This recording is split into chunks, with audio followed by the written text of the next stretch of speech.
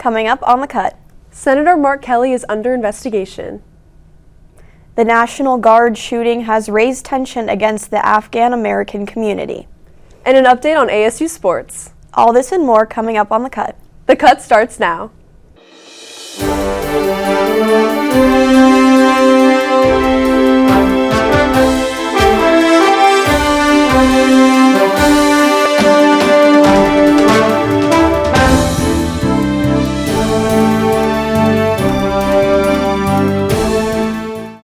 Hello and welcome to The Cut Network. I'm Abby Jurek. And I'm Sydney Voorhees. California investigators are turning to the public for tips, cell phone videos, and witness accounts as they are looking for information on a shooting that took place at a child's birthday party Sunday. 3 children and 1 adult were killed at the event, and police suspect there may have been multiple shooters involved. They also believe the mass shooting was a targeted incident. Patrice Williams, the 2-year-old birthday girl's mother, recounts what happened, saying, "I thought it was balloons popping. It was actually gunshots." The birthday girl remained unharmed, but Williams' sister, cousin, and 3 of her friends were shot. Over 100 people had attended the party at a banquet hall in Stockton.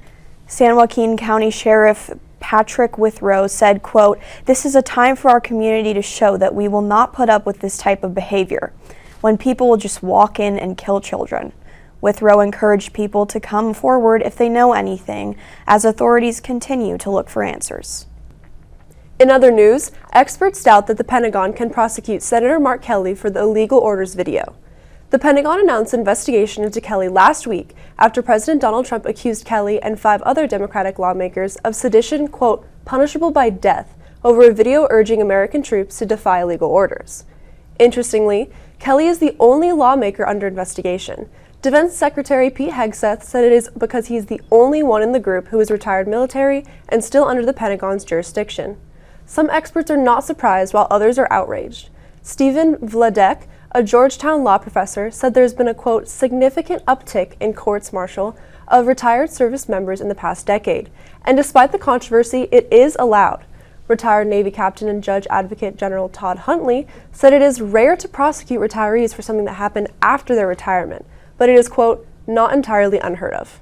On the other side, Colby Vokey, a prominent civilian military lawyer and former military prosecutor, claimed Hegseth has misread the Uniform Code of Military Justice to justify the investigation. Vokey said Hegseth has personal jurisdiction over Kelly, but lacks subject matter jurisdiction since Kelly has made his statements as a senator. He also claimed that applying military law to a retired service member and, quote, assuming that means every offense ever is kind of a ridiculous conclusion. Despite the controversy, Kelly remains undeterred. He dismissed the inquiry as the work of, quote, bullies, and said it would not keep him or other legislators from, quote, doing our jobs and holding this administration accountable. United States envoy meets with Putin in Moscow. Cut reporter Deanna Nichapork has the rundown. Deanna? Thank you, Abby. The talk between Russian President Vladimir Putin and U.S. envoys lasted nearly 5 hours, but produced no major breakthrough towards ending the war in Ukraine. President Putin met Tuesday in Moscow with Steve Witkoff, President Trump's special envoy, and Jared Kushner, the president's son-in-law, as the United States pushes a peace plan. The Kremlin says the talks were substantive and constructive, but did not result in any specific compromises or a commitment to a summit between Putin and President Trump. Russia's top foreign policy aide, Yuri Shakov, said Putin reviewed several U.S. proposals ahead of the meeting, agreeing with some and sharply criticizing others, particularly those related to the territory. Both sides agreed to remain in contact as negotiations continue. Meanwhile, Ukrainian officials pushed back on Russia's claim of battlefield success. Andriy Kovalenko, a senior Ukrainian official monitoring Russian disinformation, said Moscow has been misrepresenting territorial gains to influence Western negotiators. Quote, "The Russians will make many attempts to exert pressure on the front in the coming weeks and will accompany this with loud statements." End of the quote, Mr. Kovalenko said. Quote, "All this is done exclusively for the Western audience and to raise the stakes in diplomacy."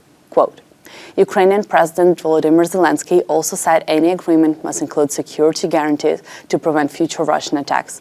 Ukraine continues to reject Russia's demands for territorial concessions or limits on its military. With major disagreements still unresolved, both sides say more talks are expected, but a path to peace remains unclear. For the CAT Network, I'm Diana Nichubruk. Thanks, Deanna. New information has come out about the Afghan man accused of shooting 2 National Guard members just blocks away from the White House. 29-year-old Rahman Allah Lakhanwal has been struggling with his mental health for years and recently reached out to a refugee organization for help with suicidal thoughts. AP News received emails describing Lakhanwal's behavior as erratic. His recent behavior at the Capitol the day before Thanksgiving has not only shocked the nation, but has also raised concerns about his well-being. A community member who had worked with Lakhanwal was surprised with his behavior, recalling all of the time Lakhanwal had spent with his younger sons in recent years. Lakhanwal himself was even a member in a special Afghan army unit entering the United States in 2021 through a program that evacuated and resettled Afghans after the American withdrawal. As the incident is still unraveling, the FBI is working to close the case. The first canine lands a major film nomination. Cut reporter Angel Garcia has more. Angel? The official best pup finally got the spotlight. Good Boy star Indy the dog makes history as the first canine to land a major film nomination. Yes, you heard that right. For the first time in movie history, an adorable doggo has been nominated for the 2025 Astra Awards in the Best Performance in a Horror Film or Thriller category. While audiences are hyped for this year's biggest hits, the spotlight has been shifted towards our furry little friend. Earning a 90% on Rotten Tomatoes, the film left audience wanting more. The movie is shot through the eyes of a dog, experiencing paranormal activities. According to Peter Travers of The Travers Take, he states, quote, "So come on, throw Good Boy a bone. For 73 tense, terrifying minutes, the audience is one with a dog who knows what we can't. Stick with this pup if you're looking for horror with heart this Halloween and beyond," end quote. Ben Leonberg, the director, took a bold approach to cast his own dog, Indy, as the lead actor. With a budget of around $70,000, Good Boy pulled in over $8.67 million worldwide.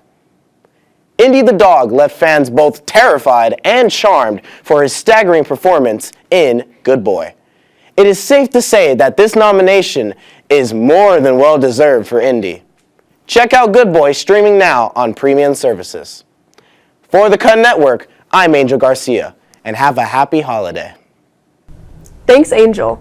In our own backyard, Tim Nasir, an Afghan immigrant living in the Valley, fears discrimination against his community after President Trump announced plans to pause migration from certain countries, following a deadly shooting in D.C. involving an Afghan national. Days after 2 National Guard members were shot, one of whom died, Trump took to social media. He said he will, quote, permanently pause all migration from all third world countries.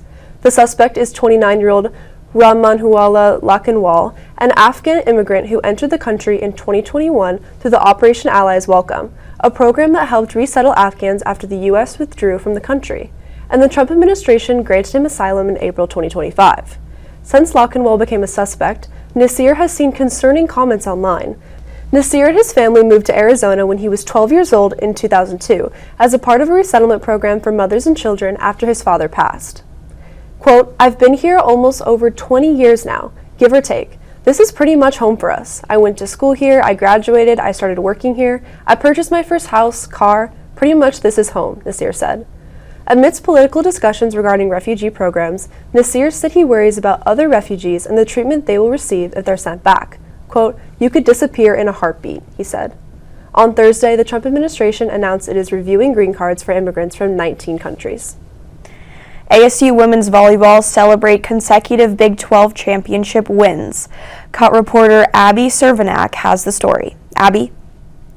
Thank you, Abby. The 8th-ranked Arizona State girls volleyball team are back-to-back Big 12 conference champions and defeated West Virginia in their last home game of the season. Now, the Devils are looking at the NCAA tournament, which starts next week. They hold the 2nd seed and play Coppin State this Thursday evening. This Saturday, Arizona State girls volleyball team defeated West Virginia 3-1 in their final home game of the season. The Devils also celebrated becoming Big 12 conference champions for the second year in a row. With the NCAA tournament ahead, ASU prepares to face Coppin State in the first round on December 4th at home. Coming into this tournament, the Devils have high expectations and a target on their backs as two-time conference champs and holding the second seed. But they have one goal in mind when keeping their eyes on the prize, the championship. Will the Devils meet their high expectations? The Devils have many high expectations coming into this tournament off a strong season and conference win. However, their eyes will be focused on the championship as they face Coppin State this Thursday. Good luck to our Sun Devils in the tournament and happy holidays. For the Cut Network, I'm Abby Cervenak. Thank you, Abby. Now with more sports news is Cut Sports anchor Cindy Craven. Thank you, Abby, and welcome back to another sports recap. Rumors of 23-time Grand Slam winner Serena Williams potentially coming back to the court left many fans in shock after her decision to, quote, evolve away from tennis in 2022. Williams, however, quickly shut down these rumors on December 2nd when she posted on X saying, quote, I'm not coming back. This wildfire is crazy, end quote. Another athlete making statements on his return to playing is Tiger Woods. After a successful surgery in October, Woods has made multiple statements to reporters on his uncertainty stepping back onto the course. He stated in a press conference on Tuesday that rather than a comeback to a specific tournament, he, quote, would like to come back to just playing golf again, end quote. This past week in college football was dominated by rivalries and upsets. Arizona State and University of Arizona faced off in Tempe last Friday for the Territorial Cup. With a final score of 23-7, the Cup is headed home with the Wildcats to Tucson until next year. Another rivalry that had viewers from all over tuning in was the College Game Day Game of the Week, Ohio State versus Michigan. The game ended with a 27-9 victory for the Buckeyes, marking their first win against Michigan since 2019, as well as an undefeated season. Heading into playoffs, the loss of head coach Lane Kiffin to LSU has left Ole Miss players and fans in disbelief. With likely playoff contention and a sudden new head coach, this team has a lot to piece together as postseason games start on the 13th. Looking over briefly to the NFL, much like my fantasy team, the Giants, the Titans, the Cardinals, the Saints, and the Raiders have all been eliminated from playoff contention. The Broncos and Patriots, on the other hand, are much more fortunate. With only 2 losses, these 2 teams are currently leading the AFC. In the NFC, the Chicago Bears and LA Rams rise to the top with records of 9-3. Although the Rams suffered an unexpected loss to the Panthers on Sunday, they still sit in the number 1 spot for the NFL power rankings. Football, both college and professional, has forced teams to remember that no outcome is guaranteed and that upsets are a very real possibility, even this late in the season. As many things slow down for the holiday season, it's important to remember that the NFL has your back. A Christmas Day tripleheader will be waiting for you on the 25th. Merry Christmas, Happy Holidays, and thanks for talking sports with me this week. For the Cut Network, I'm Cindy Craven. Thank you, Cindy. And other vitally important news, Pope Leo has made a huge announcement. He proclaimed that he changes his Wordle start word every single day. Using a new word in the game each day is his newest winning strategy. Leo presented this news last week during a virtual meeting with a group of young Catholics. Shortly after his election in May, his brother, John Prevost, told the world that Leo doesn't go a day without playing Wordle, oftentimes comparing his scores with his brother. His decision to reveal his tactic for the popular New York Times online game opened up a larger discussion about AI, social media, and the future of the Catholic Church. Leo had been virtually speaking at the National Catholic Youth Conference about how technology has affected today's Catholic youth. Now, Pope Leo is really hip. He is really with it. I know you were talking about how he's a White Sox fan. I know. I mean, I'm a Cubs fan myself, but I can't imagine seeing him eating a hot dog at a game. I think that'd be so funny. He appeals to everyone, our generation, the youth, the old. We love Pope Leo. Thank you for watching The Cut this week. Make sure to follow us on Instagram at @thecut_network. I'm Abby Jurek. And I'm Cindy Voorhees. Have a nice night.